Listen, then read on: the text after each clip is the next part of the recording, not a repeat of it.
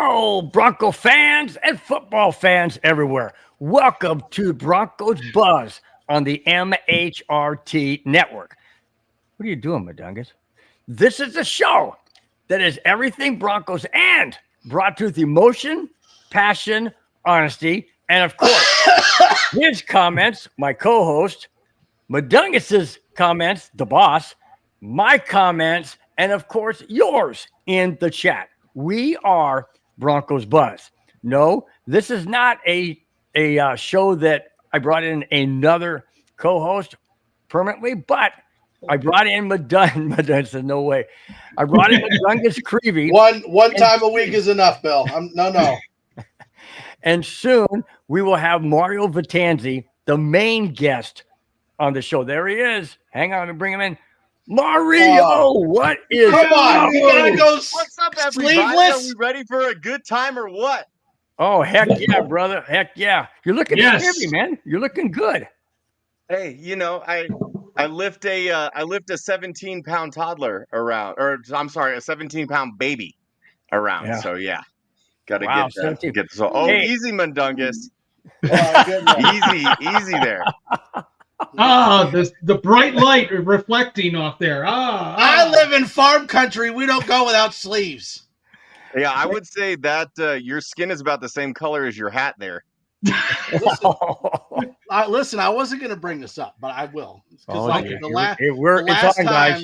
The last time I went to Denver and visited Mario, I noticed he had a Huskers fan hat in his office. So I don't know if everybody knows this, but Mario is secretly a Nebraska Huskers fan. I would rather put my wiener in an electrical socket. Wow. Listen, if it fits, that's all you, bud. Oh, wow. It's none of your business. Are you sure? What did I tell you, Spence? We're off to a really Spence. good start here. Oh, just Hey, Mario, meet Spencer. Hey, Spencer. Mario. What's up, Mario. Spencer? What's up? He's my Nice to meet co-host, you, man. Pleasure to my meet co-host. you. We'll be in your area in a few weeks. Heck yeah, it's the best place to be. Amen to that. Got that right. So, Mario, real quick before we jump into things, how are your kids, man? And I do want you to share that story if you don't mind. It's personal story about which one with the kids? how all that transpired. Yes. Wait, I don't mean DVD. physically. Don't go there, Mike. I don't mean physically. I was going to say, Bill, if you want to know all the details. Yeah. No, I got a 3.5-year-old and a 5-month-old at home. The 5-month-old is super chill. Judah and Jericho. I was just talking about him earlier. Like he's a thick boy. Jericho was real skinny, real lean, still is. And Judah at 5 months weighs as much as Jericho did when he was a year old. And Jericho's an amazing big brother. Awesome. Loves Judah, loves being around him, loves to help out. If you have toddlers, then you know that their definition of help varies greatly from the actual definition of help. But his heart's in the right place, and that's what's important. Yeah, awesome. So starting linebacker or starting offensive lineman for your Denver Broncos in 2045. Yep. The only problem, Spencer, is there's only like 2 men in my entire lineage who are over 6 foot. I have an uncle who's randomly like 6'4", and a cousin who is 6'1", and that's about it. So maybe more like like a safety or inside linebacker. Nice. Ideally, if it's up to me, he'll be a long snapper because those people never get hurt. You know, you have one job, and if you do it well enough, you're going to make a couple $1,000,000 a year. You're going to stand on the sideline and get the best view of a football game. That's ideal. See, people say kicker and punter. That's too much pressure. Okay, like kicker, that's way too much pressure. They can ship you out the next day if you have a bad game. You know, the long snapper, like as long as you don't know the long snapper exists, then he's good enough. Nice. So that's what we're aiming for in the Vetanze household because there's only one quarterback, and that's me. Nice. Get him into volleyball and setting so he's got those fingers going for hiking too. There you go. Yeah, absolutely. Hey, Mario, why don't you tell everybody out there exactly what you do as your line of business? Yeah, absolutely. I'm a body worker. I have a lot of different kind of specifications and modalities. So it's really hard to describe like what exactly it is that I do. So we say it's manual therapy. I'm a body worker. Basically, if you're having any sort of physical pain, and Mundungus can attest to this personally. If you're having any sort of pain, you come into my office and I will fix you. Bottom line. And that's what I do. You can follow I me will right say this, down. though. Oh, it's on that side. At Vetanze Therapy if you want to learn more. I'm pretty sure that when I go there, Mario just waits so he can dig that elbow in just a little bit too far. To be fair, I'm trying to touch my elbow to the table through your back. And your back I'm pretty gets sure in the I've way. seen you get air and just drop the elbow in my back. Hey man, I gotta use leverage. Okay, that's part of my job. Oh man, yeah, that's leverage. All right, That's some Listen, man, I'm working on skin dudes he's who got are to get through, Mundungus. 6'6", 350. You're nothing compared to that, but I still need a little bit of leverage. Yeah, no doubt, no doubt. We will get into some of those stories, Mario. But first off, I want to throw out a topic that I want all you guys to put your thoughts into. Pro Football Focus. John Costco has Bo Nix ranked 19th in the NFL at quarterback. He's behind, listen to these guys. He's behind the likes of Geno Smith at number 10, Trevor Lawrence at 16, and Tua Taglia, whatever his name is, 18. Yeah. Do you guys agree with that? 19 behind those guys? No, and you bring a few other ones. I mean, you really think he's behind Baker Mayfield at 13? You think he's behind Dak Prescott, who has been a bust with Dallas? No, this is the fact that he is a rookie and there is supposedly a sophomore slump that's going to be happening, and he's going to be going down and down and down further. This is just the East Coast bias media not realizing that football does exist in the Mountain and Pacific time zones. Bo Nix, come next year, will be closer to the top 10. Maybe not in the top 10, but closer to the top 10 than where he should be right now. Where's Jaden Daniels on that list? I think he was in the top 10. Wow. Wow. I'll say this. Like, I can at least understand where they're coming from, right? Like, all you have is Bo Nix's rookie year. First half was not great. Second half was fantastic. So I can understand putting him where he's at. The only issue is by the end of the season, he's going to be in the top 6. So put him wherever you want right now. I don't care. He's going to be in the top 6 by the end of the year. I can't put him ahead of Stafford and Justin Herbert, who is Bill's secret favorite team here, or Goff, who are 7, 8, and 9. But Mario, what do you think? Let's take a step back and to just consider the source really quick, okay? Yes. There are two opinions among NFL players. There are two opinions about PFF.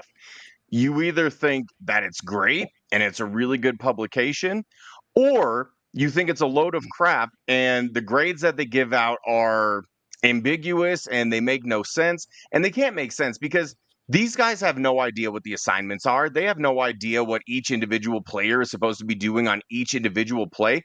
I mean, it's like these plays are so unbelievably complex and convoluted.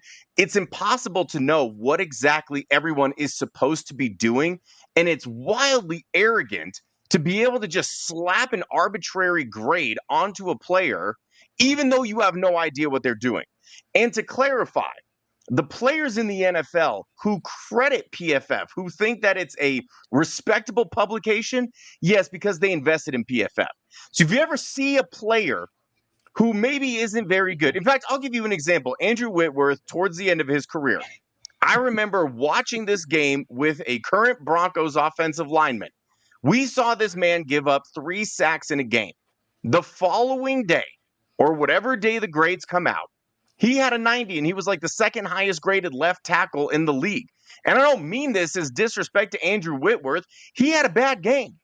There is no conceivable reason that he should get a 90, except for the fact that he was an investor in PFF. Mm-hmm. So if you go back and you look at all, like if you ever see a grade and you're like, this makes absolutely no sense to me. Like, what? How on earth? This guy didn't do anything. He was not productive. How did he get such a high grade? Probably is investing in PFF. And then you get another guy who has maybe a lower grade. I mean, we've seen it with Zach Allen. Okay, and that's the Broncos example that I want to give you. PFF is beyond disrespectful to Zach Allen, who by every single statistical measurable metric is a top 5, arguably top 3 defensive lineman. In every single category, led the NFL in quarterback hits. Pressure rate was through the roof. I think he was 3rd in sacks for interior defensive linemen. And still PFF is grading him in like the low 70s. So that is exactly why you cannot give PFF any sort of credence. It's just like this gigantic scam that they have finessed people into paying for, to the point where it's just like normal people like us can go and get a subscription. And for what reason? Like, I use their mock draft tool just so I can educate myself on players during the end of the college football season. And that's pretty much it. I don't pay attention to their grades. Because think of how many football players there are in the NFL and the NCAA. And you mean to tell me that they're bold enough to strap a grade onto every single one of those players? No effing way. So now that we got that out of the way and we have properly discredited PFF as they deserve, let's talk about the ranking. I know you had mentioned Jayden Daniels, and I know why you wanted to know where Jayden Daniels was. He was the Offensive Rookie of the Year, and rightfully so. He deserved it.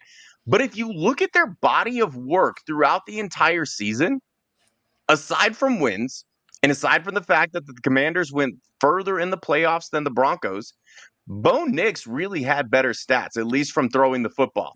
And honestly, I think his rushing stats might have been comparable had he not broken his back midway through the season, and they basically had him stop running. It's like this really weird thing where it's like, where are we grading this on? Because then people will point to the schedule that Bo Nix had. And granted, there were, sure, a handful of games that were winnable games. They weren't against good teams. Why don't you go look back at the last 5 or 6 games that Jayden Daniels played and the quarterbacks that he played against in those games and the defenses that he played against in those games? Like, if you're going to admonish Bo Nix for not having the strongest schedule, and that's fine, then hold Jayden Daniels to the same standard. Do we really think that Jayden Daniels faced world beater defenses on his way to the playoffs? No, and neither did Bo Nix. So until they have a level playing field, they're never going to accurately rank Bo Nix. So for my money, from what I have seen, considering the fact that he had absolutely no run game, he had Cortland Sutton, and then really just a bunch of young bucks. He had absolutely no tight ends. The tight ends combined for, I think, 5 touchdowns. And 3 or 4 of those were manufactured plays by Sean Payton. Everyone in Denver knows the running back was a problem, tight end was a problem. And despite having a bottom 5 wide receiver 1, and no disrespect to Cortland Sutton, but you could probably name about 25 or 30 wide receivers that you would rather have right now, currently moving forward. He's really good, but he's not in that elite echelon tier. I mean, he's not a Terry McLaurin like who Jayden Daniels had to throw to. He didn't have the run game that Jayden Daniels had, certainly. So if we're going to take all of those things into consideration, and if we're projecting where they're going to be compared to where they were last year, Bo Nix stands to make the biggest leap, and I don't think it's relatively close. So ranking them right now, I don't see how you leave Bo Nix out of the top 12. Look at what he was able to accomplish with nary a weapon to throw to.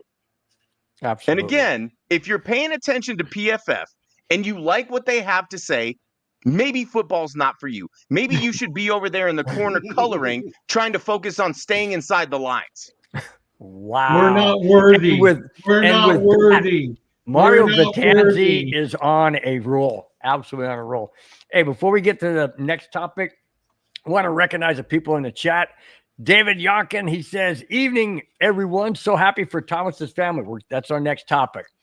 Clayton Aron says, hey, guys. I say, hey, what's up? Smash that like button and share. Absolutely. Now listen to this one. Bo is going to have an insane year. You guys agree with that? I definitely do. And you want to know something? I'm looking forward what Mario had spoken. I'm looking forward to the Broncos game shortly after the bye week. Mario, guess where they're going to? That would be Washington. Yep. After the bye week. Now, don't get too excited, Spencer, because the Commanders are also going to be coming off of a bye before that game. But it's going to be evenly matched, level playing field. That's all we're asking for. There you go. I don't know why, but Clayton says I have to start rubbing my head. I don't know what that means, but okay, I'll start rubbing my head. Maybe it's good luck. Hat off. Okay, my son might be watching, Bill. Come on. Okay. All right. Next topic, Mario. And this, of course, is going to lead in some of the stories I'd love you to say. Demaryius Thomas will be inducted in the Broncos Ring of Fame in Week 7 of the 2025 season. DT's mom, Katina Smith, will be unveiling his statue out front. Smith said, and I quote, "I was elated and I was surprised and I was thinking this is what DT would want. It was his dream for him that came true. And to have it on Alumni Week is perfect timing, like Greg Panner said," end quote. What do you think about the DT's induction to the Ring of Fame, Mario? I know that you've got some stories regarding him. I mean, and I'll be quick with mine to let everybody else answer really quick before we get into the stories. But Sure. it was a no-brainer, right? Everybody knew it was going to happen. I think the big question that needs to be answered now is, do you consider retiring 88 at this point? And I do. And I know that it's kind of like a weird, touchy subject. Like, there are some people who don't think that numbers should be retired at all, and there are some people who are devoutly, dedicated to having certain numbers retired. It's like, oh, never wear 7 again, never wear 18 again. And honestly, depending on where you fall in that category, I think given the circumstances of everything that happened and everything that he meant to this franchise, both on and off the field, and I think that's really the caveat for me. It's like, you can be a special player, and there's going to be plenty of special players that we see throughout our lifetimes, but there's not ever going to be another type of special human being the way that Demaryius Thomas was, and what he meant for this organization as a whole and how he represented himself and the team. I think if there's ever a case to retire a number, even though he's probably not a Hall of Famer, if we're being perfectly honest, I don't know if he quite got to that point, especially with, the insane receivers that are going to be up for the for Hall of Fame induction coming up. So, like, usually you're kind of reserving that number retirement for that kind of echelon player. But again, given the circumstances, everything that he meant to this team, for me, I will never be convinced otherwise that he should have his number retired. Yeah, absolutely. What do you think there, Mundungus? I mean, I agree. Like, I don't know if Thomas has what he would need to get into the Hall of Fame, but since retiring numbers is completely a team thing, and what with Demaryius Thomas meant to the Broncos, I definitely could see his number getting retired. My only caveat is, if you're gonna retire DT's number, you also need to consider Terrell Davis, Shannon Sharp, Rod Smith, like those guys. And and Glenn's talked about it a lot, but at some point you have to stop retiring numbers because you're going to run out at some point. But when you talk about the story, the legacy of Demaryius Thomas and the Denver Broncos, I could definitely see him retiring his jersey. Yeah. What do you think, Cohen? Yeah, what he meant to the Bolin Foundation and the outreach to the community and everything he did within Denver exceeded anybody else who is potentially up for retirement or Ring of Fame. I've heard many stories of him just being out there when he wasn't even supposed to be there, doing things with kids, being interactive, being a part. Bolin had a bunch of events. I know of 2 times that he just showed up without being invited and was there to help support the organization. I think from on the field, does he get into the Ring of Fame? No. From what he did off the field plus on the field, yes, I would put him there as a statute of what means what it means to be a Denver Bronco for life. Absolutely. And then I'll wrap that up by saying, DT to me, and I know that he made tremendous amount of plays throughout his entire career, that the catches, that helped Peyton Manning achieve the most touchdowns in a season, all of that, all those numbers and whatnot, just his athleticism. But the one that stands out is the overtime play from Tim Tebow to Demaryius Thomas to propel them to go to New England, although they lost. But what an electric moment! What I watched that. When I watch it, I get chills. Demaryius Thomas to me was bigger than football to me. He was just an outstanding. Whenever they interviewed him, he was so humble that you're just like, how can this guy play football with an attitude, not an attitude, but with a passion? Because he just seemed to be so humble that you wouldn't think he would have that type of next level. But he was amazing, just an amazing guy. I am so happy for his mom and for the family. I'm just saddened. If you look below my name, it said I just wish he was still here. Absolutely. It gone way too soon, but what an absolute honor of respect, appreciation, and gratitude to have his name on the Ring of Fame. Absolutely, no doubt about it. Mario, please tell us a couple of your stories. The one that is my favorite. You can put it in any order, but the two that I'm talking about, right? Okay. Yeah, I think so. And if I leave something out, then definitely clue me in, Bill. No problem. My history, and a lot of people who know me know this story. I've told it on Bill's show. Man, I think the first time that you ever had me on, Bill, a couple of years ago, but I think it does bear repeating. My first ever time meeting Demaryius was in my dad's office. And if you don't know, my dad was a chiropractor for 50 years before he passed. He was the official Broncos chiropractor in 1998, has a Super Bowl ring,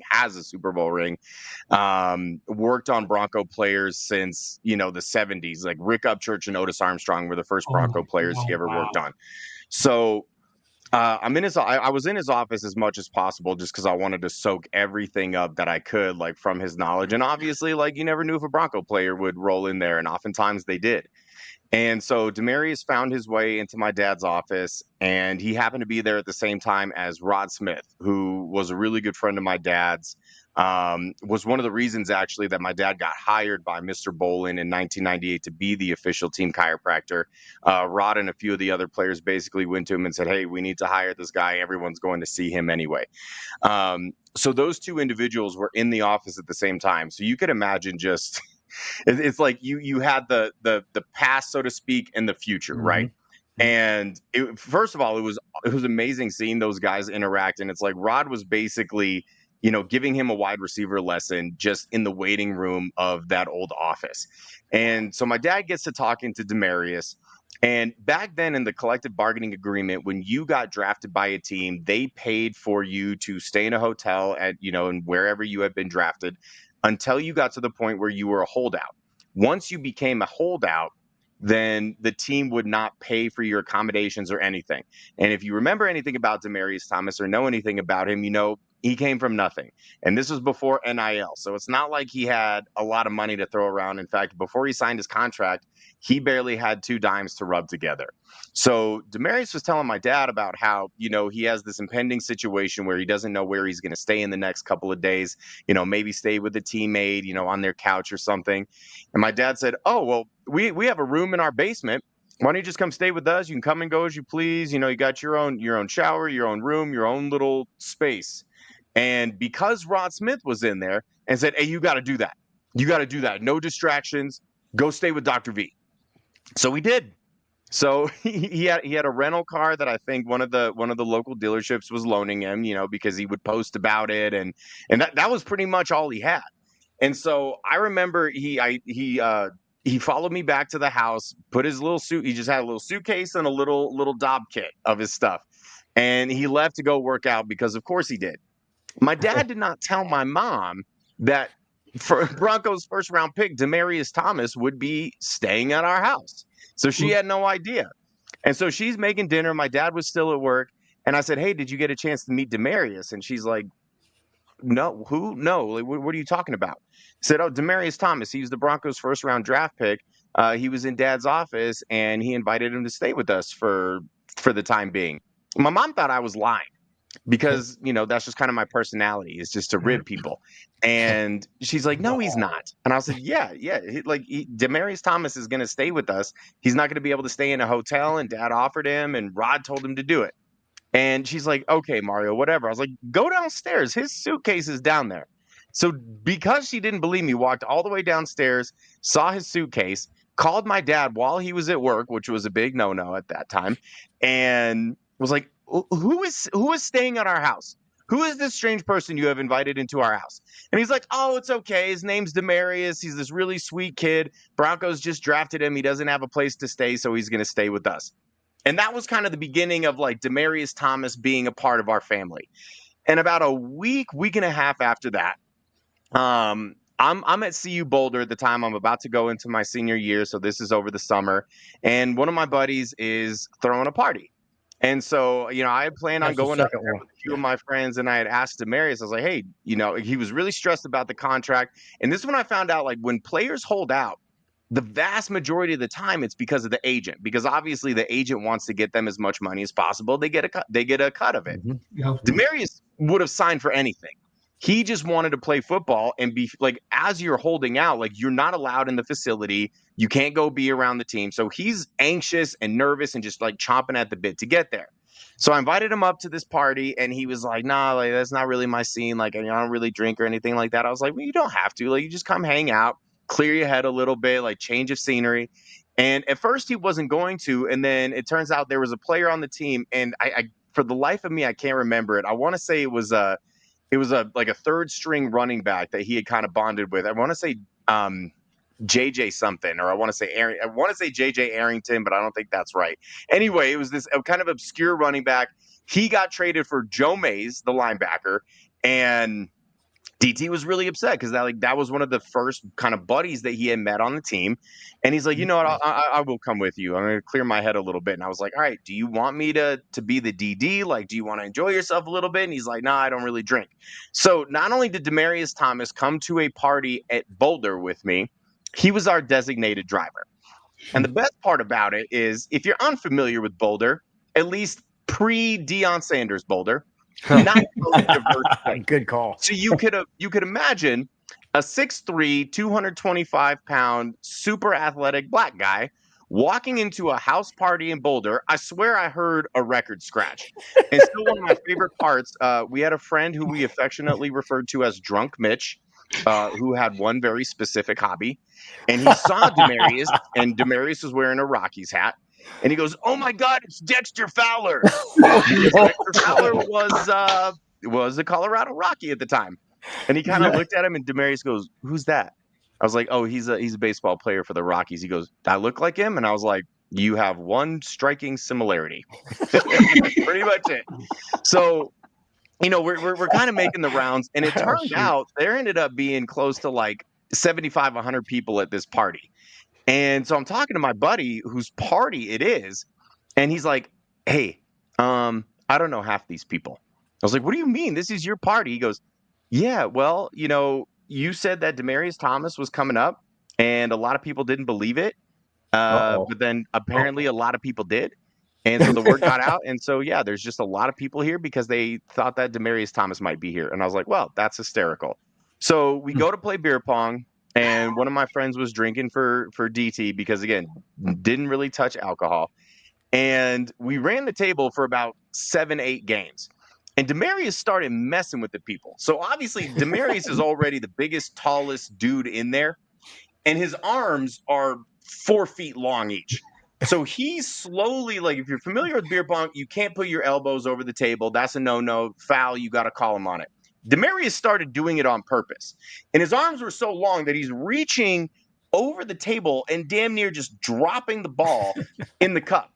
But because he's Demaryius Thomas, nobody wants to call him on it. So when some of my friends were even looking at me that we were playing against, like, what's happening? I'm like, say something. You want to say something? Call him on it. And not only that, the thing that he started doing just with random people, he would walk up to people. So when you take a shot and then you go to take a chaser, someone would go take a shot, and then when they would go to chase their shot, DT would put his big ass hand right on their arm so that they couldn't take the chaser. And it would kind of startle them. They'd be like, "Oh my God, I don't know how to react to this situation because I really need this chaser and I'm getting upset, but Demaryius Thomas is holding my arm down." So yeah, that was the story about how we partied with Demaryius Thomas, and in fact, I have the picture pulled up right here. Let me see. Oh, So that nice. that was young Mario and young Demaryius. Wow. At a house party in Boulder. So as you can see, nice. Doesn't really look anything like Dexter Fowler. Nice. That's a great picture, Mario. That's a great picture, man. That's awesome. I was tan and lean back then. Those are the two stories that I love, man. I love. There's also one other one. It's not a DT story, but it's that one that you told me about the house call that you went to where the guy wouldn't answer the door. Oh, that was freaking hilarious. Oh my gosh. Throw that one out there. That's happened a few times. It's happened a couple of times. You don't have to there was a former Bronco, and this was like when I very first started doing house calls for players. So I'm trying to be as accommodating as possible because I'm trying to work the inner circles, and you do a good job, and they go tell the other guys like, hey, I got this body worker, he's really good, you should see him. And he lived like 40 minutes away. And it was weird to me because like most guys like to live close to the facility. Mm-hmm. And every once in a while you get just like kind of a random guy who's way out in the middle of nowhere. He's like an hour away from the facility, an hour away from the stadium. It's just their personal choice. So I drive all the way out there, and I had texted him and like maybe a couple hours before. And I was like, yeah, I'll head your way, whenever. Texting him when I was on my way, didn't hear back, but I'm like, yeah, that's okay. Got to his house, rang the doorbell, no answer, knocked, no answer, waited there for about like 5-10 minutes, called him, no answer, texted him, no answer. I was like, all right, well, I'm not just going to, sit around here and drive all the way back home. And I think like a couple hours later, he texted me and he goes, oh man, my bad, I forgot. And I will say that this particular player was an offensive lineman that they had acquired from the Kansas City Chiefs, go figure. And his house, and I did end up working on him a couple of times. He's a good dude, but we'll just say he's a little bit flighty. Okay. Every time that I stepped into his house, it had such a pungent aroma that I was immediately hungry. That threshold. And that should tell you everything you need to know about all of that. Potpourri. Just you saying he came from Kansas City explains everything. Yeah. Oh yeah, because because that team has a type. You don't play for the Kansas City Chiefs if you're not an asshole. Like that's been well documented. Or a convicted felon. I mean, either one. Or a Swiftie fan. Oh shoot, those are good stuff, man. Good stories, though, Mario. But yeah, going back to the whole DT thing before we wrap that up. What fond memories, man? What fond memories you must cherish each and every day. And I know that you miss him probably dearly, but that's Walmart calling for my beer delivery. Walmart calls him to approve my 24-pack KONA being delivered to my house. I just think it's funny that it's 2025 and Bill still got a landline. Because I have a 90s. I have a 90s. No. Remember? Don't you remember when Bill still got the rotary phone? Bill was born when the flip phones just came out. I have to explain. I have a 96-year-old mother-in-law who, that's the only way she'll when her kids call or whatever, that's the only way that she'll talk on the phone. We tried to get her to use a cordless, not cordless, but a cell phone. We even bought her one. She wouldn't use it. We had to return it. So that's the reason why. Anyway, that sounds like Bill. an excuse. Yes, this is the 1930s. We won the war. Oh my gosh, man! Bill's out there trying to text with the rotary phone. Breaker, Bill. What's your 1040? Oh my gosh, guys, you're killing me. You're killing me.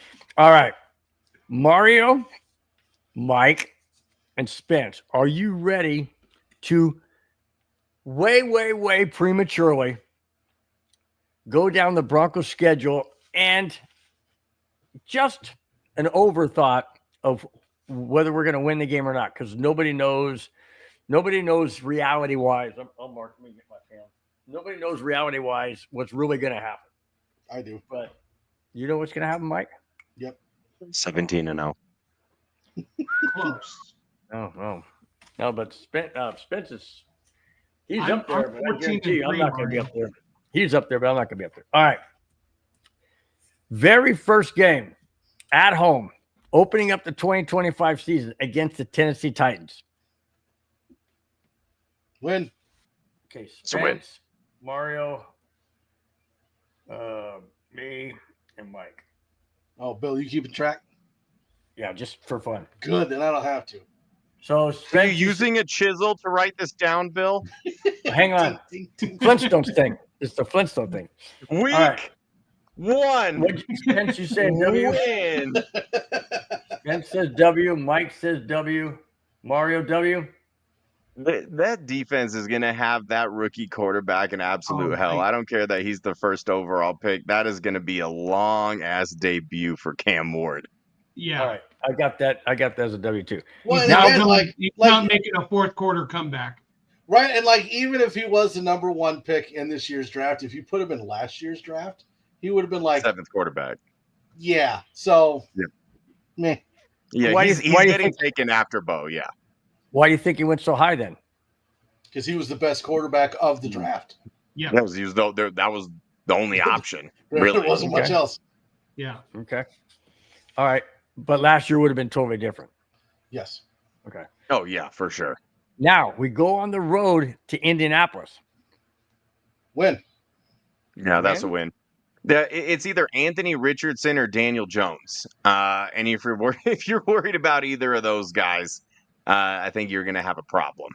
Well, and the Yeah. sad Yeah, part but of that is Richard I think Daniel Jones is better. just But being honest. Richardson- Honestly, might be. And that's more of an indictment on Anthony Richardson Yeah. than Exactly. praise for Daniel Jones. I But mean, wasn't Richardson offensively, good they last still year? don't have it figured No. out yet. Richardson quit like what, week 6? Oh, that's right. 7? He did He walk off the he field. took himself out of a game. That's right. He's like, I'm man, I'm surprised- tired. I'm surprised they didn't cut him or waive him. Nah, not with the first round pick they invested in him. Not with that contract. Yeah, but so then basically you're telling me the quarterback's running the asylum. Or the Yeah. asylum's That happens. That happens. I know. Look at every asylum that Aaron Rodgers has been a part Oh, of. You just think that he's kidding. not running them shits? The only difference is now he's ass and people notice because it doesn't work. Yeah. Except Yeah. the Pittsburgh Steelers. They're still waiting on him. Oh no! You want to know something? Mike Tomlinson will have his first losing season if he gets Aaron Rodgers. Count on it. Yeah. Well, I who do agree they with have now? They don't really have Mason anybody. Rudolph. Mason Woohoo! Rudolph. Yeah, I like okay. him. Okay. All right. Now we go on the road again to the Chargers in SoFi. Win. You say a win? Yeah, Mike? that's a win. I will be in attendance, so they're gonna win that game. Yeah, that's a win. They're If Mario the goes, it's a win. Broncos. The Broncos are undefeated when I go watch them play the Chargers in, I mean, really whatever stadium. I've seen them beat the Chargers in 3 different stadiums in the state of California. So that's gonna Okay. happen. That's a win. I Three can't Oakland? make it a win. I can't make it a win because how we have played at the Chargers the past 5 years. Yeah, he agrees. You might need to change that to Spence's face though. No, my son's gonna come in here and tell me I want it to be a win, but just every time we seem to go there, the second half starts and we just fall flat on our ass. I'll get the 2 teammates shot and change the heads out for Bill and Spence. That'll work. Oh, man. Be prepared, Spence. It's coming. I'm ready. You know it. Eventually, I'll have free time to start messing around with stuff. Hey, I also said a loss on that. Okay. See? Don't go there and say it's because I'm a Charger fan. That's not true. Okay. Then we come home and we play the Bengals. Win. That's a win. They're not losing to the Bengals early in the season. The Bengals suck early in the season. Everyone knows this. And it's a primetime Monday night game. That's a win. How you doing, man? What's up, dude? Welcome to the show. You got a hot take for us? Chargers are gonna win. What? Here, Get enjoy it. your ass out of here. You What? just That was the worst guest appearance ever. That's my son. short He- and sweet, man. Outside Hey, the Bill. room, he is the most outgoing kid. He comes in here and the cameras are on, and he's like, Really, you and couldn't know what? spring for like a more expensive cameo from someone who's a Broncos fan? Come on, man. "Oh, don't get my daughter in here. She is a Swiftie." Hard. Dude, I've got There you go. I've got this family. I will talk about Taylor Swift with her for hours. I know everything about Taylor Swift because of my freaking wife. Oh, she's yeah. a big fan, huh? She's like, did you know that Taylor Swift is doing this? I'm like, no, of course I didn't. But now I do. And now Dad- that information is permanently in my brain and forced out something that could have been productive. Daddy, can we watch Taylor Swift's concert on Disney Plus again for the 150th time? Mike, you don't have those problems? You don't No, have no, not really. There's this coworker that I work with at the church. Her whole family's big Chiefs fans, right? Mhm. So she's got this kid her son is like 5, 4, something like that.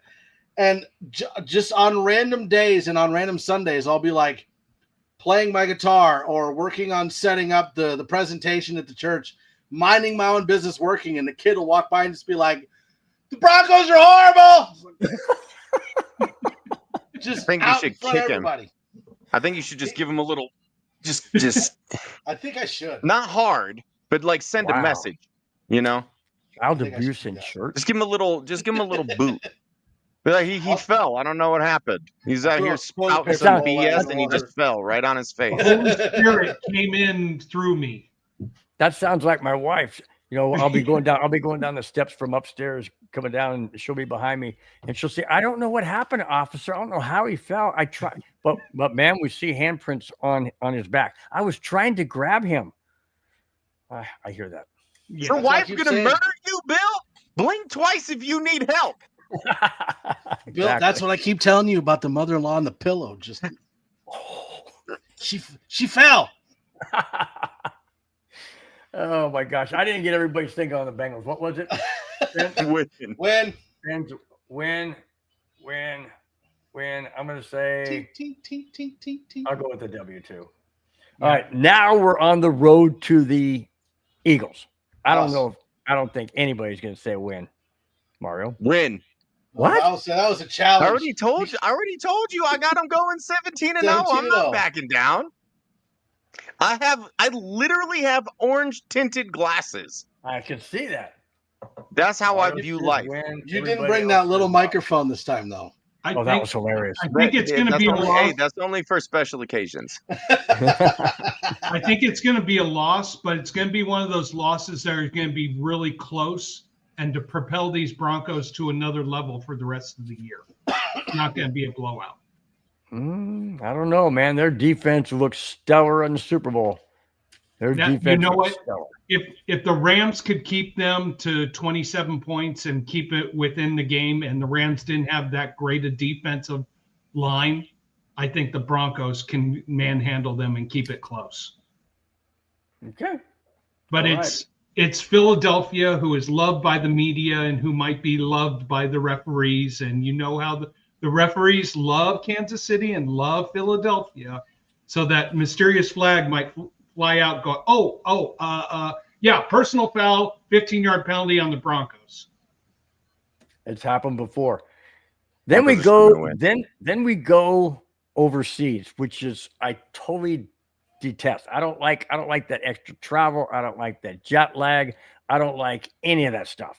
And furthermore, I don't like the fact that when they come back, and I know Spence and I talked about this last week, they play the lowly Giants. On any given Sunday, any team can win.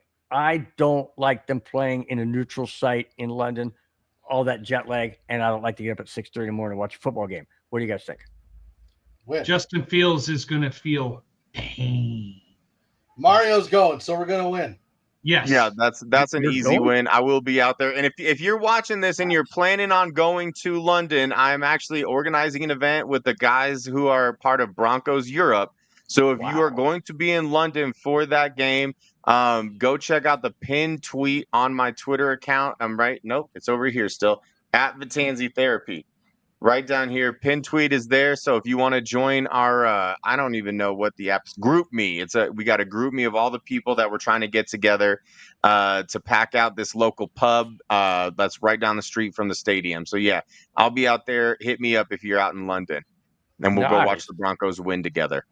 Nice. So I don't mind Denver going to London. I just wish they would have put it later, right? Like I wish they would have had the Jets and the Giants be an away game. We could have just stayed in New York. Well, they should start the London games later. I mean, it's a 2:30 local start time, so it's like you're starting at 2:30 in London. I don't understand why you wouldn't just make that what's basically a primetime game in London. Have them play at 5:30, have them play at 6:30. And then the people on the West Coast, I mean, people in California got to wake up at 5:30 to watch their team, right? Mm-hmm. So why not just have it be like a primetime game? And you don't have to have all of like the accompanying accoutrement that a normal primetime game has.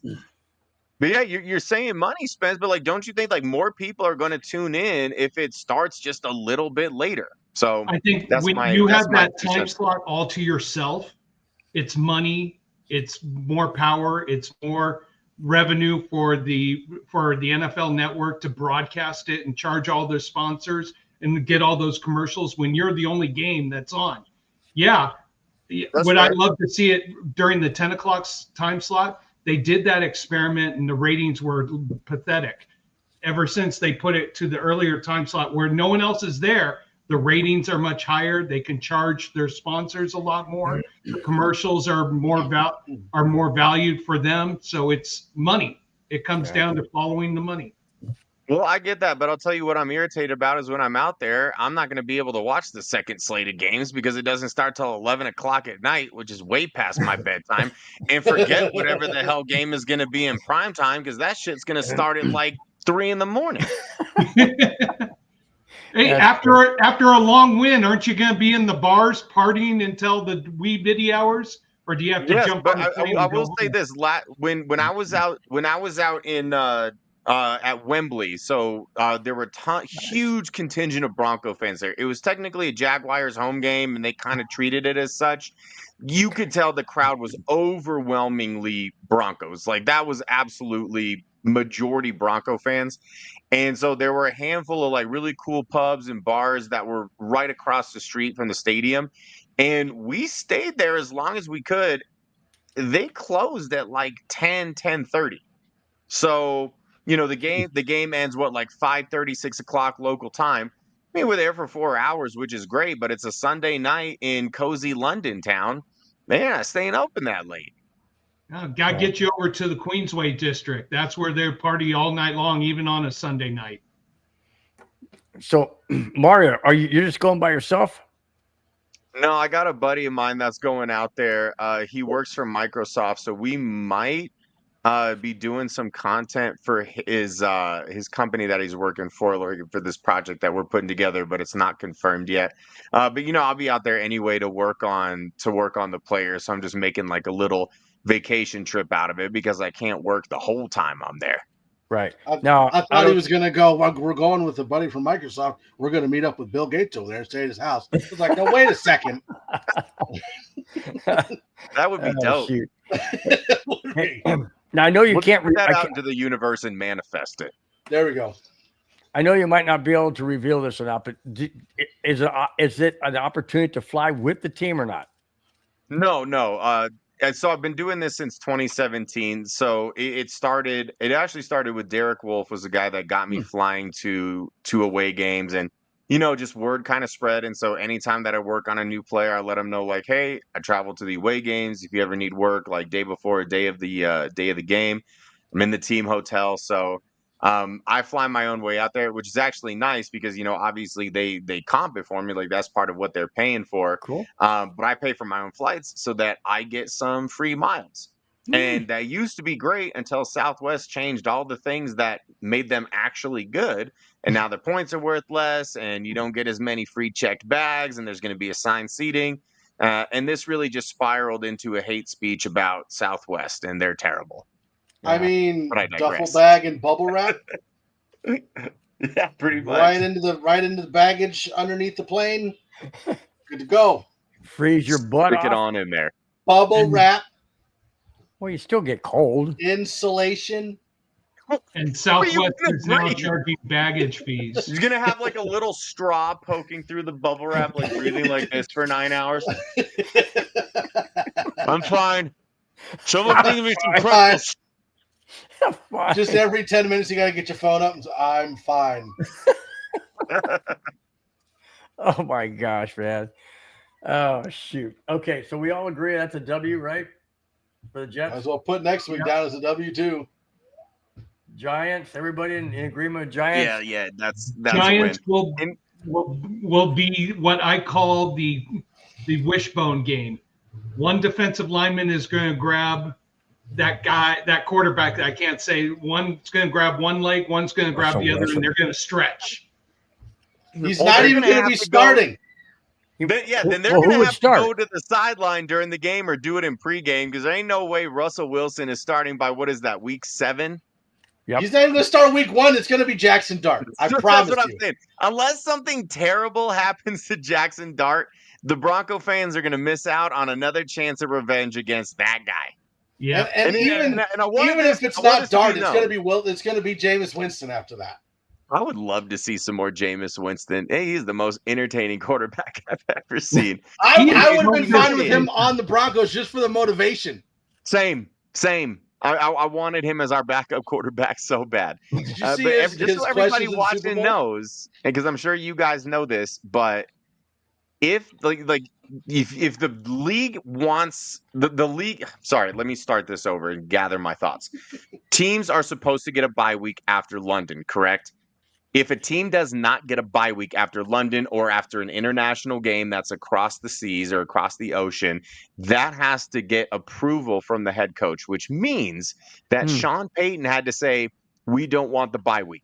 And I know, like, my knee-jerk reaction, especially as like a body worker and someone who takes care of these guys from a physical standpoint, that makes me cringe. Because I'm like, the jet lag and staying on a plane for 9 hours, and it builds up. I've talked to several guys about it. Like, how do you feel about that? Like, does that bother you? Does that worry you? They could not care less. They're like, you're not jet lagged for a week. We're going to get back on, probably that Monday early or like middle of the night or like early in that morning. They're going to have that day off. They'll probably just go watch film on Tuesday. And really by Wednesday or Thursday, especially being elite athletes, they'll be fine. So it might seem like a big deal to, us, but it's not that big of a deal to them. Yeah. Bill, don't feel bad, Bill, because it was a big deal to me too. And it took me talking to 4 different players to like put my mind at ease about it. So Okay, Mario, well, let me ask you a question then. When these players get back from an international game, say they fly back on Monday, they're back Monday night. Are they going and getting worked on Tuesday, or are they waiting until after they get more acclimated back home? Honestly, it just depends. Like some of them want to go right away and then just, get all the lactic acid out and just get it all fixed up. And then some guys kind of want to acclimate. It's just personal preference for them. Okay. Then that's followed by another home game, same division, Dallas Cowboys, Dak Prescott and company. We don't lose to the Cowboys. That's a win. Okay. That a guarantee cover by double digits. Plus Dak Prescott gives his snaps away with his cadence. So yes. Yep. Yo, let's go. Well, what about Williams? What if he has a breakout game against Denver? No, he's not gonna. That would piss me off so much. And I love Javonte, and I was really bummed to see him go because I was so sure after his rookie year that he was going to be a star, and obviously the injuries derailed. But then, I'm sure you guys saw the report where they're saying, "Oh, Javonte Williams says that this is the best that he's felt since his rookie year. I'm like, bitch, he said that last year, okay? He gave us the same rigmarole, and you know what we saw? A dude that averaged 3 yards per carry and couldn't break a tackle. So if Javonte Williams busts out and has like what would probably be his second career 100-yard rushing game against the Broncos, I'm going to be fuming, because where was that the last couple of seasons? Yeah, no, I agree. But wouldn't it be just ironic? I'd be heartbroken to see that. Isn't it ironic? I would be sick. Need a gin and tonic. It's ironic. Sorry. We're gonna get copyrighted, Mike. 8 seconds. I know. Okay, so everybody's got a W on that one. Now we go on the road to face the other Texas team, the Houston Texans. Overrated. That's a win. Loss. That's a win. So Mike says loss. I say loss, and you two say W.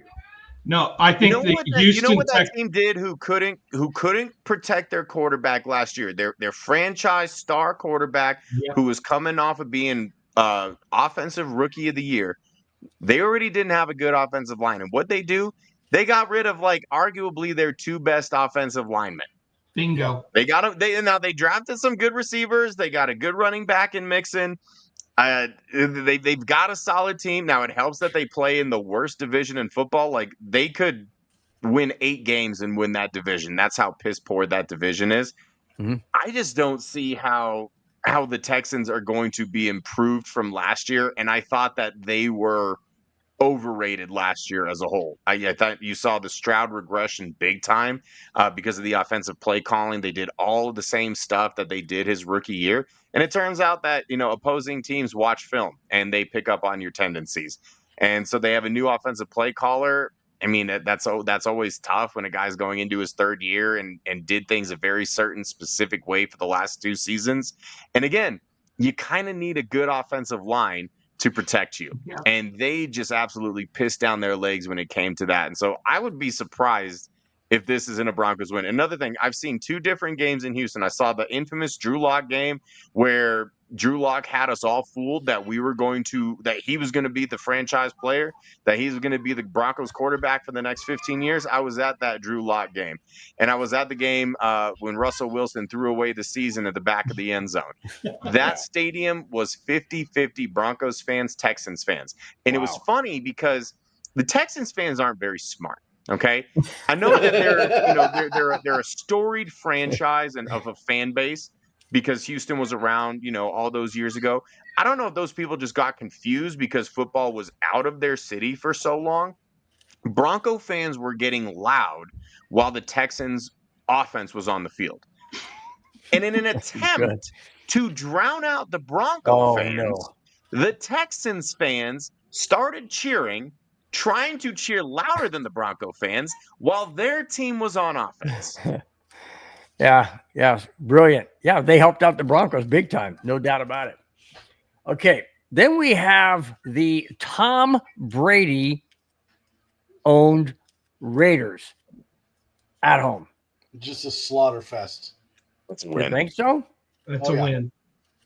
Geno, there's a small contingent of fans of Bronco fans actually who think that Geno Smith is a better quarterback than Bo Nix, and I think Bo Nix will expeditiously put those opinions in the dirt.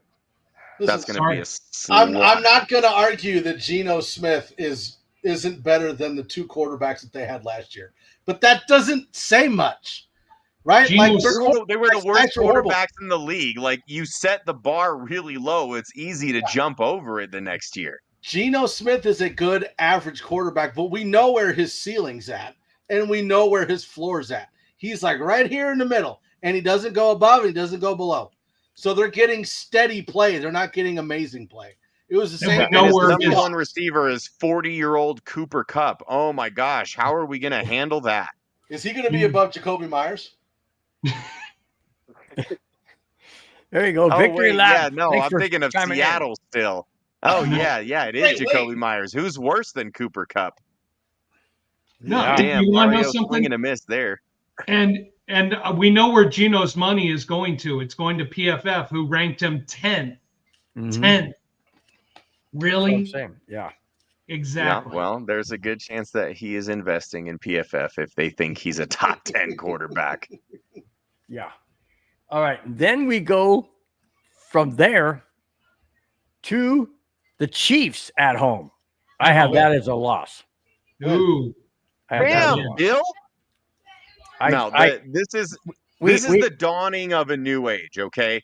The Yep. Chiefs are no longer going to be the Chiefs that we remember for the last 5 years, and the Broncos are no longer going to be the Broncos that we remember for the last 5 years.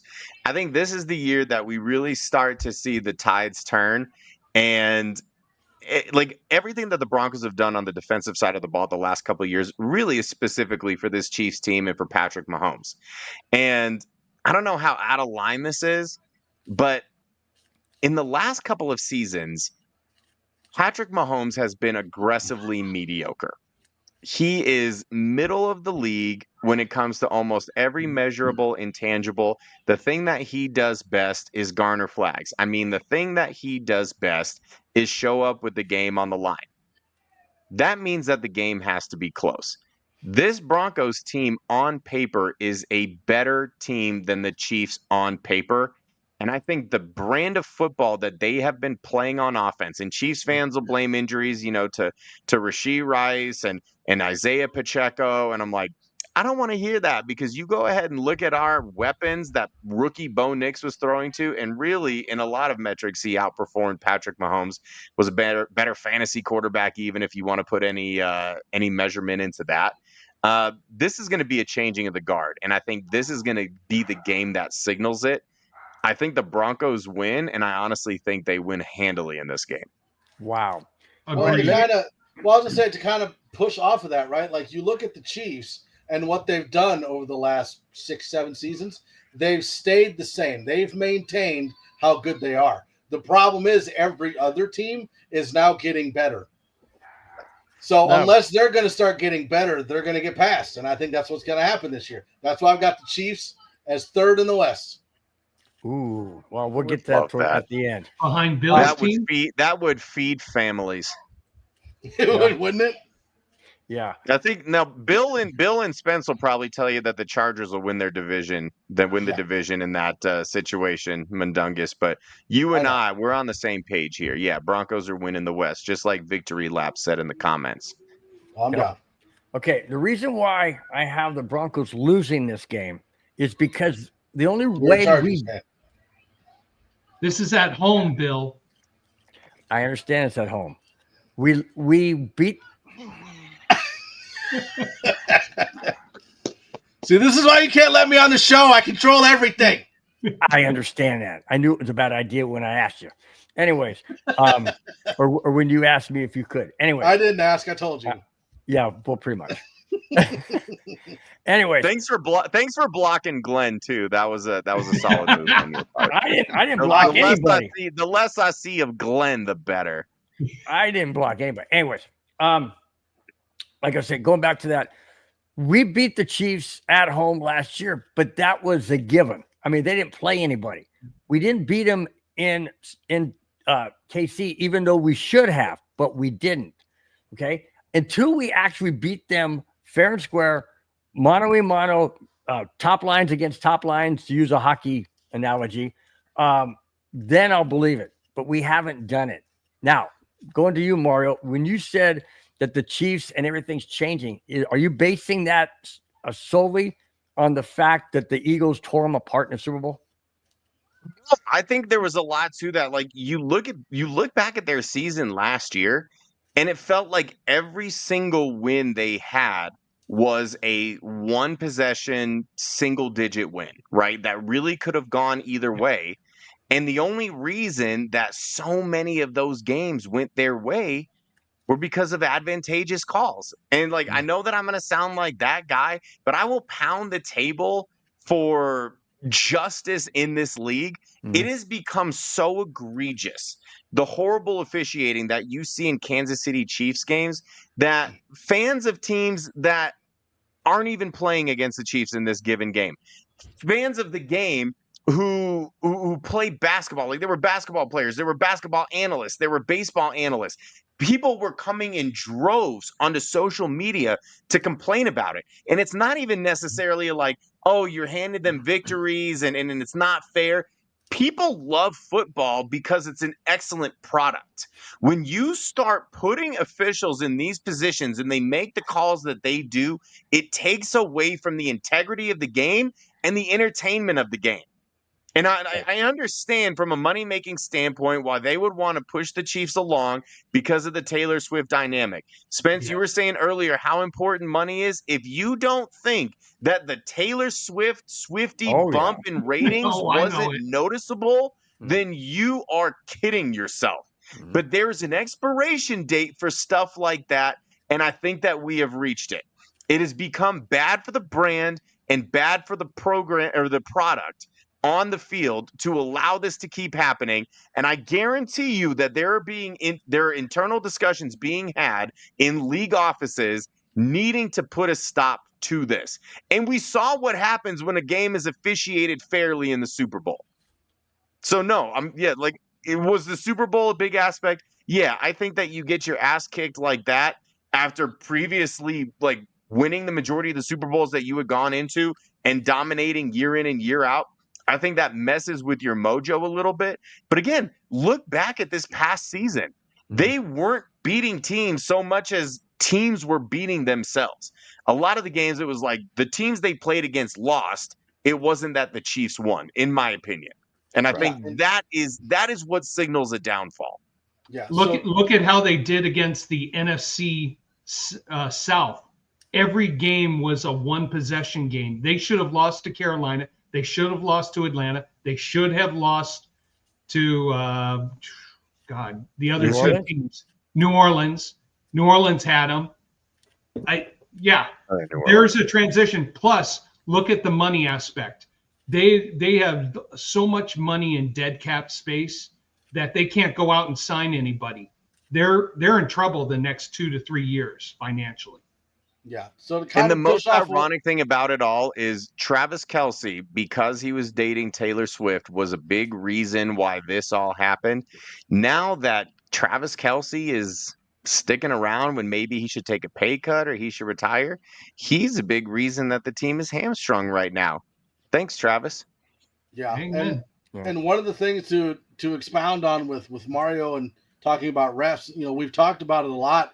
Even if the referees aren't intentionally giving the game over to certain teams, just the fact that we're having to have this conversation means that the NFL needs to make a change. Mm-hmm. Now, to Bill's point, you can't look at that last Chiefs game where we played third stringers and have any say on that one. You have to look at when Denver played Kansas City when Chiefs were at their best. The first game where we lost by a blocked field goal, right? Like I said, the Chiefs have been maintaining year in and year out. The Broncos got better. So at the point where we were last year, to have us lose by a blocked field goal and we got better and the Chiefs didn't, that's why I think it's going to be a win. I lined up offsides on that blocked field goal too, by the way. They if did. you ever catch the view. Yeah. Oh, yeah. He was actually offsides. Yeah. I know this is going to sound like sour grapes, but I don't care. Like, facts are facts. True. This is the world that we live in. He was offsides, but also our kicker, Mario, you could have kicked it higher than our kicker did on that kick. See, I hate to blame the kicker in that situation. Alex Forsythe did not have a sturdy base. He got bull rushed. He could have kicked that thing straight up in the air like a punt. It might not have mattered, honestly. I mean, you have to think about it this way, Spence. Like, he has first of all, Lutz was one of the best kickers in the NFL last year. I think he only missed 2 or 3 field goals, and that happened to be one of them. And one of the other ones was in a freaking monsoon in New Jersey. What was that, week 3 of the season? So I hate to put blame on Will Lutz just because he's been so unbelievably good for us. And I think something like that would have come out. I mean, you get bull rushed like that right off the jump on a field goal, it just can't happen. And the thing is, like, if you look back, so Pat Chiotti and I, who do altitude adjustment, Pat will do film breakdowns periodically throughout the season. And Pat honestly kind of foretold that was going to happen. So he was a special teams coach, and he was showing me, and then by extension the audience, like a bunch of games leading up to that one where Forsythe kept getting pushed in, and the teams never really took advantage of it because they didn't pick up on it. So I will say this, and it pains me to say this, but honestly, credit to the chief special teams coordinator for that situation. But then again, like Patrick Chiodo saw it just from watching basic film as an analyst / fan. You don't think that at some point an NFL special teams coordinator is going to pick up on that very weakness? So hopefully they get all that ironed out and it's no longer a problem. Well, and I think that's one of the reasons why we have another special teams coordinator. Nothing against Mike Westhoff, because again, he was sick and not, didn't really have much to do with it. But that's why we don't have the interim special teams coordinator from last year this year. Yep. So you guys, everybody but myself is saying a W. Yes. Okay. How do you feel about that, Bill? Okay, well, we'll see. And then comes the week we should have after the Lund game, which is a bye week. Oh, we're gonna win that week. I hope so. Yeah. And then we'll go to the road to the Washington Redskins. Commanders. That's gonna be easy, Bill. I'm 164th Cherokee. You're gonna offend me. Are you seriously? I don't know. Maybe. He's like, I don't know. 64th Cherokee? Remember learning that in 3rd grade. Oh my gosh. I See how gotta gullible win. I am? I believe stuff. We know. I gotta win.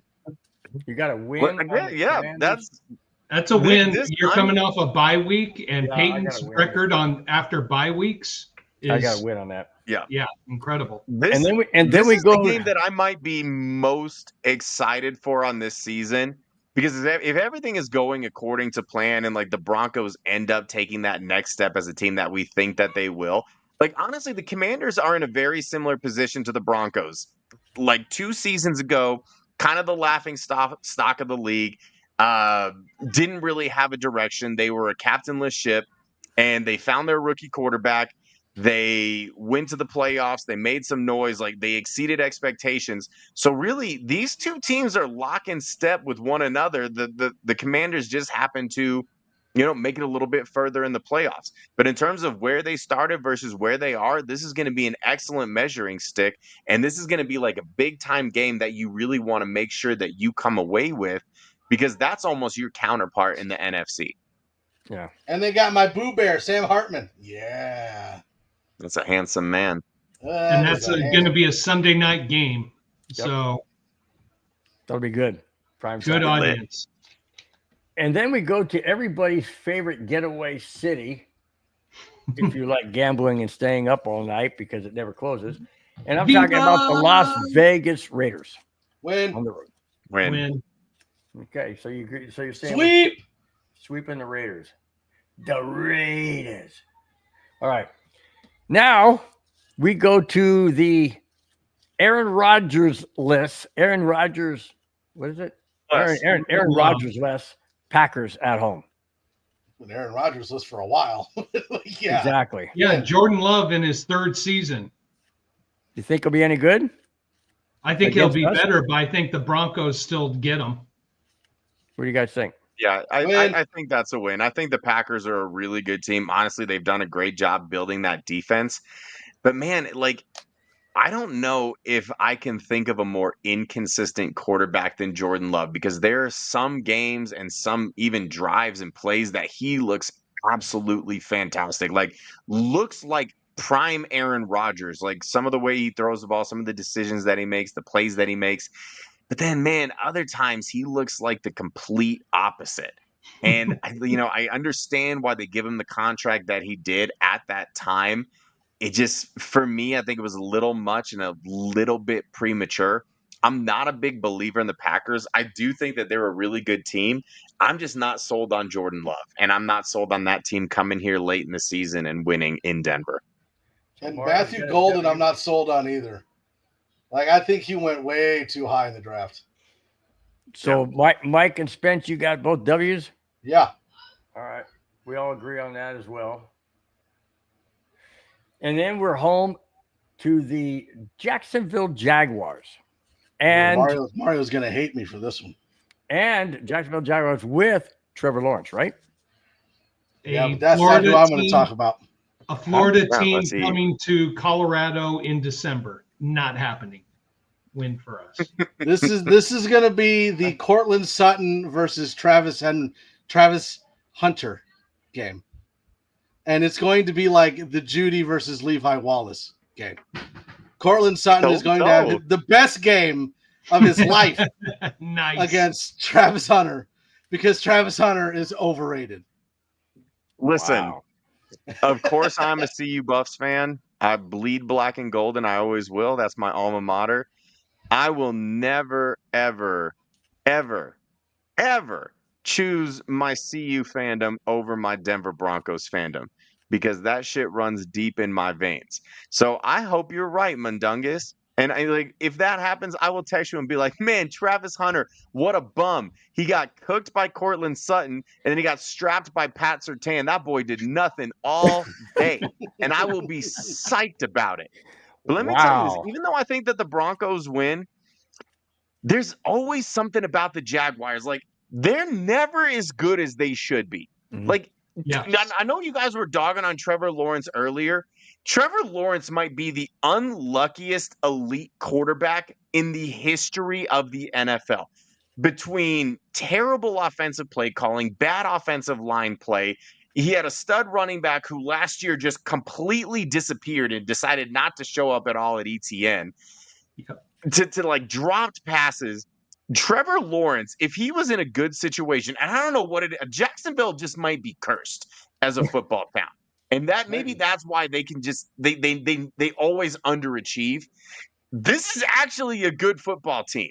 If you look at them from top to bottom, like Trevor Lawrence in the right situation, I think is a top 5 quarterback in the league. If he was with a better coordinator, better coach, better team, because we know a lot of it depends as a quarterback where you go. Would Bo Nix have been Bo Nix last year if he went somewhere else? Probably not. But they just can't put it all together. That being said, these kinds of games always worry me because a team like Jacksonville, you never know what they're going to get up for. And as inconsistent and as bad as the Jaguars have been, it feels like every single year they win 1 or 2 games that they have absolutely no business winning.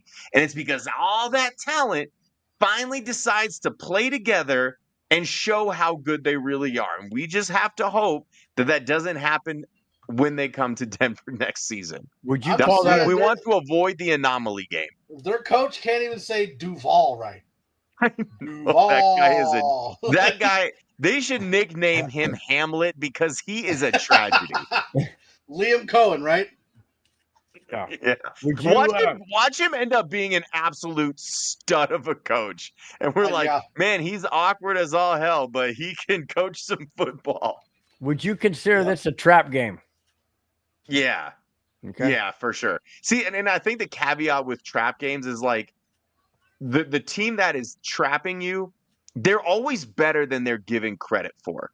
Like their record might not be there. They might have some other stuff going on, but they're always better than people realize. And that's kind of like the essence of a trap game. So I think it absolutely will be, especially if the Broncos are in the position that we all hope and think that they will be at this point of the season, where like you're kind of coming down that playoff stretch where you're like, hey, a couple more wins and you're in, maybe a couple more wins and you can lock up the division.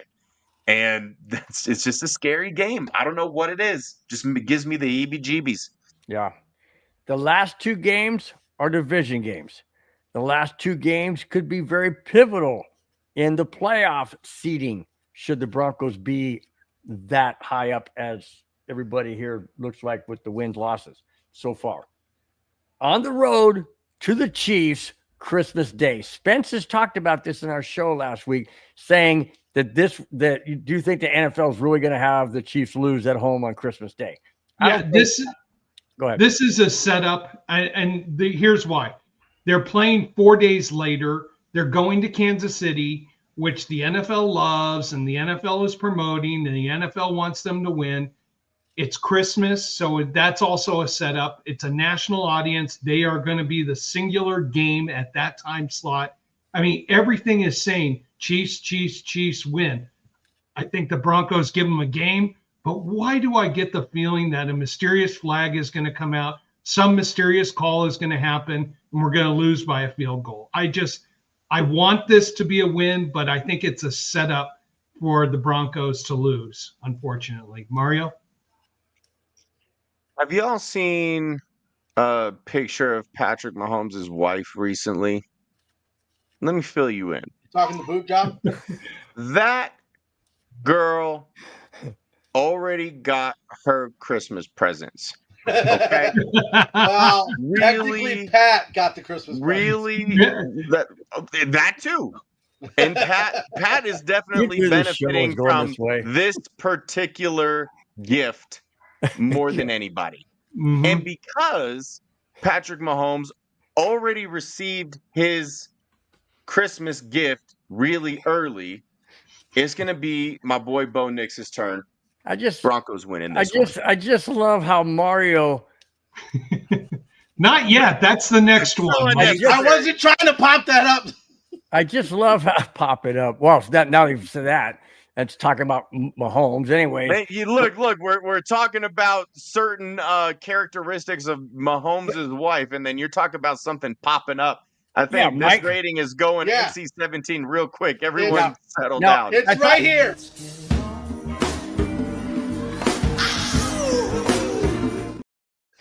You know, the whole show, Mario never used his hands to illustrate anything. But when he was talking about Patrick Mahomes' wife, the entire time you were talking, Mario, I was like, you're like enhancements.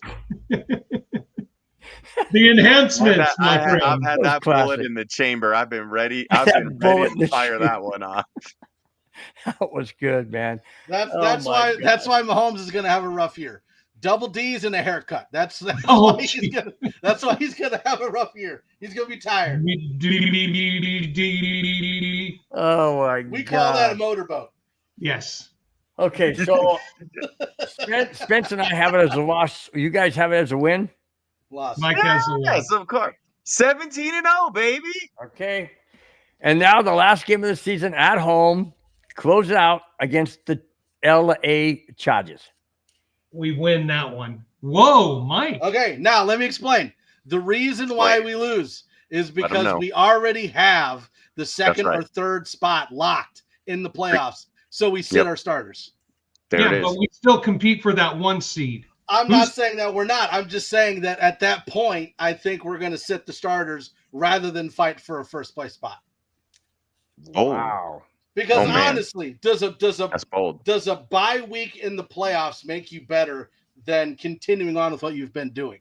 I don't like having the first round bye.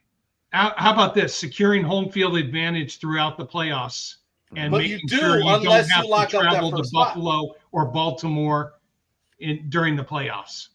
I just don't think it matters. Yeah, Mike, I think if Sean Payton heard you say something like that, he would knock you out and then do a bump right off your unconscious body. Yeah. That might be fun.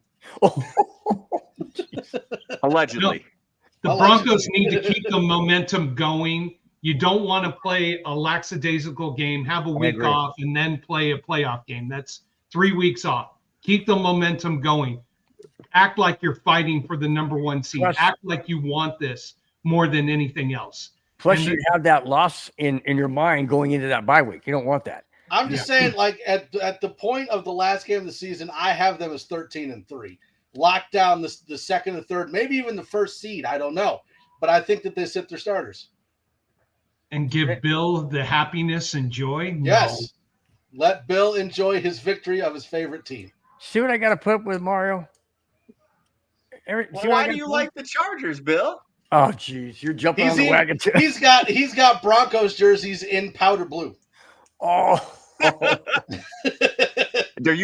that a Chargers undershirt that you're wearing under your jersey, Bill? I hope not. That's what it looks like. No. You notice the blue lights behind him are powder blue. Oh, okay, good, yeah. The blue behind, that's Avalanche blue, guys. No, you say that all you want. Chicago Cub blue. There you go. You can say that all you want to, but we all know. Yep, of course. Oh my gosh! All right, that Bill's never gonna let Mundungus on a show with me ever again. Spence, you have a loss to win. He can't really stop me, can he? Mario, you and I will take over this show. Yeah. Spence, you got to win or loss on that. Mundungus is the man in the van. He's everywhere. Yeah, he is. Okay, so based on that, Mike has 1, 2, 3, 4 losses. And 13 wins. And I have 1, 2, 3, 4, 5 losses. Oh, so better than you too thought, many. Bill. Better than I thought. Bill, like they're gonna win 10 games. It's like no. Mario hasn't gone 17-0, like he said. Yeah, And baby. Spence has 3 losses. Yep. So based on that, on all 4 of ours, obviously Mario has us win the division and going to the Super Bowl because we'll be undefeated all the way through. And then you've got Spence. You're saying we're going to win division at 12 or 14, 15, whatever it is, 14-3. I think we're going to win the division and compete for that #1 seed. I do not want to see us having to go to Buffalo or Baltimore in mid-January to try to make it to the Super Bowl. That concerns me. Mike, you only have 4 losses. Where we win the division at 4 losses or no? Oh yeah, I think we win the division, and I also think that we might even have that first spot because you look at Denver; they're playing third place schedule, right? Yep. Whereas you have Baltimore and you have Buffalo that are playing first place schedules. So they already have a harder schedule than we do. So we might have that first spot locked up. Yeah, and KC, Buffalo, and Baltimore are all facing each other. So I have 5 losses, which equates to 12-5. And I still think you win the division with that. You think so? Yep. You very well might. Okay. I still think it's going to be KC, but I'm only saying that because they've won it the last 9 years. And until something changes. I'm going to double down. I have the Chargers winning 10 and the Chiefs winning 9. Wow. That would feed families. If the Chiefs somehow miss the playoffs and I get to rub it in my stupid in-laws' faces because they are big Chiefs fans. Is your wife listening? Chef's kiss. Chef's kiss. The only thing that was better than that was when I got to watch the Broncos win Super Bowl 50 with my brother-in-law, who was a massive Chiefs fan, and I got to rub it in his stupid Chiefs face. Is your wife listening to the show? She can't hear me. That's why I was talking so quietly. She's upstairs. Got it. I strategically did not say that part loudly. She's got her ear down to the vent like, what did he just say? He's like, I know that he's talking about me. I know. I hear you. Oh, shoot. Mario, No, Kansas City has a brutal schedule where, I mean, they could easily go to Jacksonville and lose. They can easily lose at home against Washington. They have to go and play Philadelphia. That's an easy loss. They play Baltimore. They play Buffalo. Those are losses. Yeah, this Kansas City's got a brutal schedule. Yep. So, Mike, I don't think you're that far off in 9 wins only. And I really feel like Patrick Mahomes is just going to be distracted this year. Like there's just going to be something about his game that is just off because his mind is somewhere else. They're in the mountains. I'm just wondering, the grip? Never mind. Why did we have to get technical with it? Well, I'm talking about like on a football. You know, is it the same type of grip? I don't know. I mean, it's a damn near. I'm gonna leave that one alone. Yes. I can't say a word. I'd get in trouble anyways. I'm already. I wonder if he sprung for the deluxe package that comes with like the laces. Untie.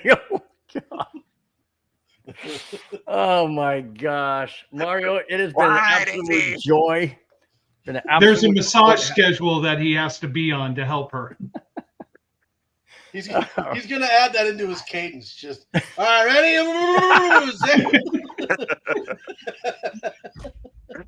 Sorry, babe. Yes, go ahead and clip Oh, that. this It's show fine. really went off the rails quick. It's always been off the rails. It always does when Mike's on the show. Holy cow, Whoa! dude. I'm not even the one that was doing this the whole show. Wow, that is true. Oh my gosh. Mario, always a pleasure, my friend, having you on. Such a great show every time you're on, no doubt about it. Great stories, great insight. Before we get out of here, while we still have somewhat dignity, go ahead and let everybody know. And I forgot to mention earlier, but let everybody know about your podcast and how that's going. So tell us about more. So I do it's mostly during the season, so I do it with Patrick Chiotti, one of my very dear friends. He's unbelievable at film review. He can drive a show. He can be kind of like the color commentator. The dude can do it all. And when we're not doing the show, like we talk almost every day, and we just like talk ball. Like there is nobody that I like talking football with more than Patrick Chiotti. Knows his stuff. He's entertaining as hell. He's such a great dude. So, like I said, mostly it's during the season. Patrick and I record Tuesday nights at 8 p.m. Altitude adjustment. We're taking a little bit of a break right now, just because dead period of the season. I'll pop up and do a show here and there. Like I did a show with Benjamin Albright on Tuesday night. It was a lot of fun. I actually helped Ben get his start in this industry. The very first time that Ben was ever in a radio studio and did a radio show was with me about 10, 11 years ago. So whether you love Ben or hate him, everything that he is, you can attribute to me, and he will second that. But yeah, anyway, I'll do shows every once in a while. A couple weeks ago, I had Brandon Spano on, the CEO of the All City Sports Network, founded DMVR right here in Colorado. So we'll do intermittent shows like that. And then once training camp is kind of like on the horizon, Pat and I will circle back, and we will get back into altitude adjustment again. Those will be on live every Tuesday night during the season at 8 p.m. Or you could go to the Let's Talk Broncos YouTube channel and see any of our previous episodes. If you want to go see my show with Ben, go see my interview with Brandon Spano, and kind of see like his vision and how he started DMVR. It was a really fascinating show that we were able to do. And just make sure that you go check that out and subscribe when you get a chance, and follow me on Twitter down here at Vetanze Therapy, or don't, because there's a lot of stupid people on Twitter, and I'm getting real sick of dealing with them. So, and I'm going to try my best to not take it personal that you chose LTB over MHRT. Just saying, just throwing that out there. They asked. Well, we asked a long time ago. You didn't offer enough. Wasn't ready. We asked before LTB was even a thing. Wow. Well, nothing from LTB ever gave me a G-damn Huskers hat, Mundungus. Whoa. That was way after you were part of LTB. Whoa. What are you doing? I gave you a bobblehead. You also had a penis pump sent to my office. That was and it Glenn. just the casing. You didn't even actually give me the thing. I gave you the empty thing that said penis Ladies pump. and gentlemen, gave you let's the get ready bobblehead. to rumble. Oh, wait, no, now I need to go get something. Oh yeah, watch this, KONA. Watch this. No. Oh my gosh, the viewers are blowing up. Mike, have you seen that? The viewers are blowing up in this show. This is so great. See this? This is what I have to put up with. Okay, this is a pillow that my toddler son got to play with. It's cute, right? Like, it's fun. What are Oh, you there's holding there? Daddy. What's Daddy holding? Penis pump. Oh, and not only that, but I don't know if you can see what's going on in this area. That is not how they really look. So not only was my likeness put into a pillow while holding the container for an empty penis pump, they made my balls look super weird. Okay, I didn't send the pump, but I did sign off on the pillow and the bobblehead. I apologize to every single person watching. This is not the normal show. We're getting him gifts, and he still didn't choose us. Oh my God. Not taking it personal. Not taking it personal. Somebody knew Johnny Valencia says an empty penis pump. Yeah. Dad, I'll You can explain say- you can later. say- You you just can say texted penis, what Johnny. is the what is Oh, that? gosh. What is meant by that? Anatomically correct.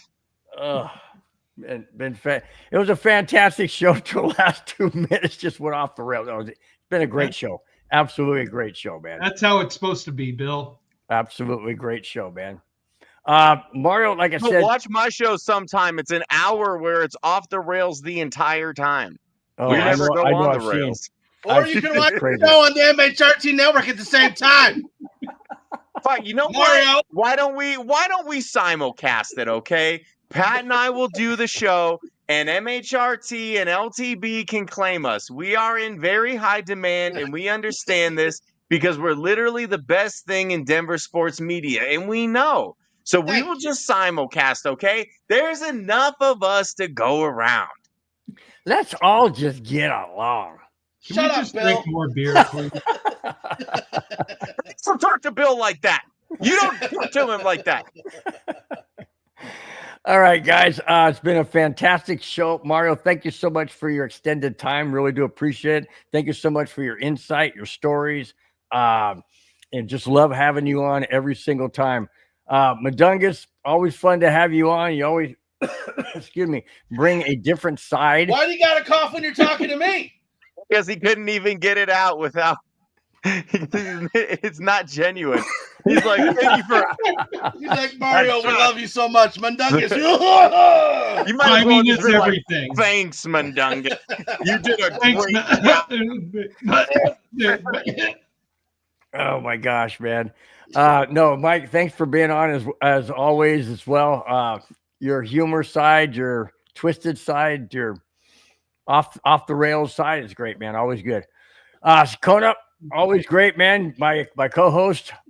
Love having you on, your insight and all that kind of good stuff. Each and every one of you in the chat, I would love to name every single one of you. I'll do that quickly, Bill. Do it real quick. Quick thanks to 10 minutes, Dave Duncan. Great to have you part of the show. Clayton, always make sure you smash that button. Great job, Clayton. Glenn, sorry, we'll get you on the show one day, we promise. And Andy, thank you so much for your comment. Yeah, Bill's got that Cubs banner and everything like that. Kevin Johnson, thank you so much for your feedback. Victory Lap, thank you so much. Dreamweaver, thank you so much. Johnny, appreciate everything. Guys, we've reached the mountaintop. Back to you, Bill. With that, guys, I don't have anything else to say. Mario, thank you so much once again. Mike, Spence, Thanks for having me. we will see you guys next Friday back to our regular time, 5, 6, 7, and 8. Till then, guys, have a fantastic weekend. We will talk to you later. Bye-bye. Fast lane when I pass in the street, bag of money in the passenger seat. Tempo's been asking for me on the road for no